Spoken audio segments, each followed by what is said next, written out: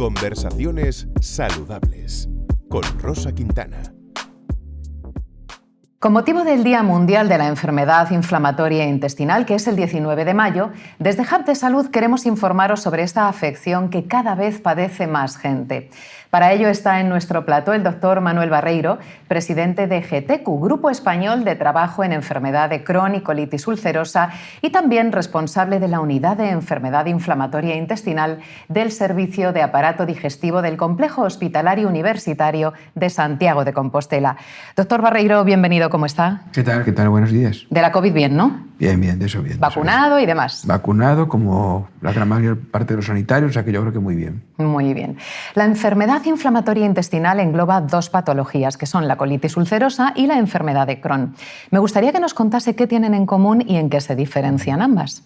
Bueno, tienen en común que son las dos enfermedades inflamatorias intestinales y son crónicas. Eso es el principal problema, ¿no? Que tiene una afectación crónica, es decir, que cuando se diagnostican, pues el paciente lo va a tener toda la vida.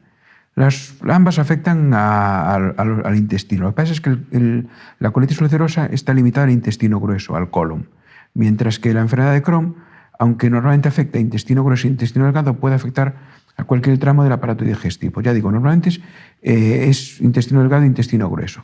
Y después también un poco los síntomas son un poco distintos, ¿no? Los síntomas de la colitis ulcerosa es más diarrea con sangre, mientras que la enfermedad de Crohn es dolor abdominal y otro tipo de patologías como anemia, otras manifestaciones pues articulares que pueden estar asociadas. Es decir, varía un poquillo a la hora del diagnóstico. Así a priori, doctor, ¿cómo puede una persona intuir que padece alguna de estas dos patologías? Evidentemente tiene que acudir al especialista, eso sí o sí. Pero ¿cómo puede empezar a pensar que algo está pasando? Pues, para empezar, yo creo que tenemos que pensar en gente joven. Eso es una cosa que es muy importante, porque la gran mayoría de los diagnósticos son en gente joven.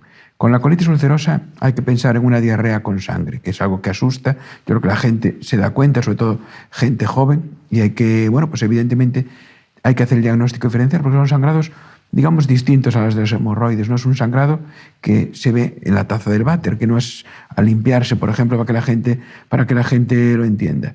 Con la enfermedad de Crohn es muy difícil, mucho más difícil pensar en ella. ¿Por qué? Porque es diarrea y dolor abdominal crónico, es decir... Dolor abdominal crónico. No hay que pensar en alguien que ha tomado unos mejillones y que después a los 2-3 días no. Es algo que va con cierta evolución, 4 o 6 semanas mínimo de evolución. Y todo eso conlleva, normalmente, y es el gran problema, pues otros condicionamientos como anemia, pérdida de peso, incluso en los niños retraso en el crecimiento. ¿Cómo puede llegar a condicionar la vida de una persona tener esto? Pues mucho. Condiciona mucho porque son enfermedades crónicas que condicionan mucho. Ya digo, estamos hablando de son enfermedades de gente joven y de gente estudiante, trabajadora. ¿Qué condiciona? Pues la necesidad de ir muchísimo al baño. ¿Qué es muchísimo? Pues a lo mejor 5 o 6 deposiciones al día cuando está en brote, pero luego están lo que nadie ve, que son las deposiciones nocturnas, que es algo que invalida mucho, porque si un paciente se tiene que levantar por la noche porque está en brote 5 o 6 veces, ¿cómo va a ir a trabajar bien al día o a estudiar bien al día siguiente? No te deja descansar. Claro, eso es lo que más. Incluso eso, pues la sensación de incapacidad de ir al baño, porque cuando unas personas tienen mucha diarrea, pues se produce a veces como una sensación de tener que ir continuamente y no ser capaces de defecar, que es algo tremendamente incómodo, que en ocasiones, las menos, pero en colitis ulcerosa puede acabar incluso en una incontinencia, con todo lo que conlleva. Claro. ¿Cuál es el tratamiento que se prescribe? Pues son enfermedades que, como no sabemos el origen, pues también tenemos bastantes limitaciones en el tratamiento. La principal limitación es que no tenemos un tratamiento que lo cura. Es decir, no tenemos un tratamiento curativo. Entonces, tenemos muchos abanicos y tenemos un tratamiento, digamos, personalizado para cada paciente. Tenemos pacientes que pueden ser tratados con aminosalicilatos, que son, bueno, pues, digamos, unos fármacos para las colitis más leves. Tenemos algunos que tratan con los temidos corticoides, pero solo en el momento agudo. Y digo temidos porque son los fármacos que los pacientes nunca quieren, pero como digo yo, los corticoides son muy buenos fármacos cuando se dan en el momento justo y en el tiempo justo. Y en la dosis justa, imagino. Claro, en el momento. Y después lo que nos ha cambiado totalmente es la llegada de las terapias biológicas, ¿no? Las terapias biológicas son, pues son fármacos que han cambiado la historia natural de la enfermedad.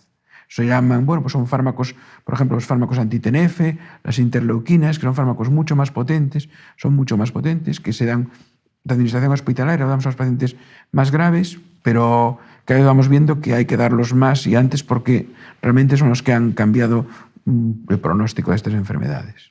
Nos llega el dato de que más de 300.000 personas en nuestro país padecen alguna de estas patologías. Y antes usted apuntaba que fundamentalmente llegan a la consulta personas jóvenes. Sí. ¿A qué se debe? Pues se debe a que no se sabe la causa, pero hay un factor inmunológico muy claro. Es decir, hay parte genética y parte inmunológica. Y esta parte inmunológica también puede afectar a la microflora intestinal.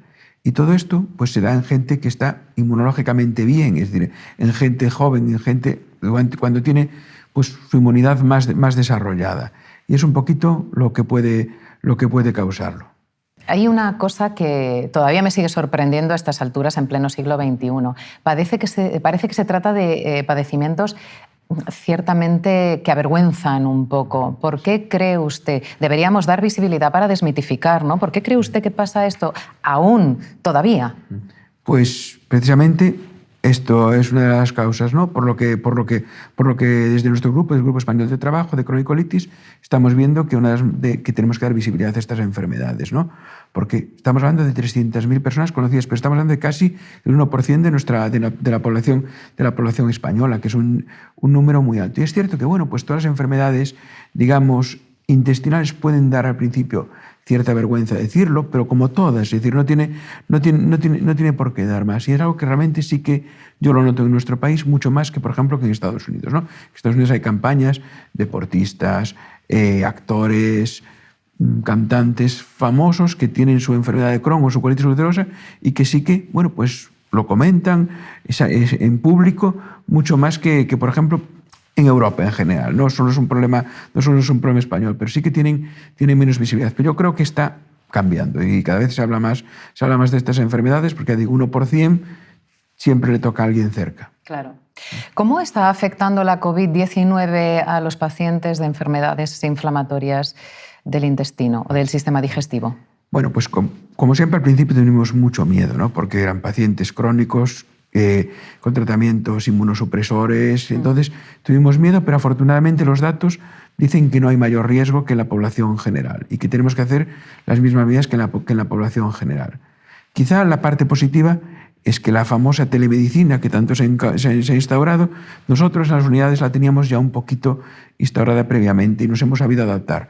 ¿Por qué? Porque la telemedicina para los pacientes crónicos está muy bien. Nuestros pacientes son pacientes que cuando están bien, cuando tienen un brote, llaman con nosotros y entonces ya la teníamos un poco trabajada de ahí. Muy bien, ¿qué podemos decir a nuestros espectadores para que pierdan ese miedo a decir que padecen una patología de estas características? Bueno, lo primero tenemos que decirles que ha cambiado mucho la enfermedad inflamatoria intestinal. Estamos hablando de una enfermedad que era una enfermedad rara hace 15, 20 años y ahora estamos hablando de una enfermedad común. Y eso también hace que cada vez haya más hospitales con unidades acreditadas, como certificamos nosotros desde nuestro grupo de trabajo, que hace que desde en cualquier rincón de España pues haya especialistas que pueden tratar bien estas enfermedades. Y también que tenemos enfermeras especializadas, cirujanos especializados. Por lo tanto, yo creo que con la llegada de nuevos tratamientos, que cada día llegan más, yo veo un futuro mejor que hace unos años. Seguiremos trabajando para ello. Muchísimas gracias, doctor Manuel Barreiro, por acompañarnos. Gracias a vosotros por invitarme. Ya lo sabéis, el 19 de mayo se conmemora el Día Internacional de la Enfermedad Inflamatoria Intestinal. Es un motivo como otro cualquiera para dar visibilidad a quienes la padecen.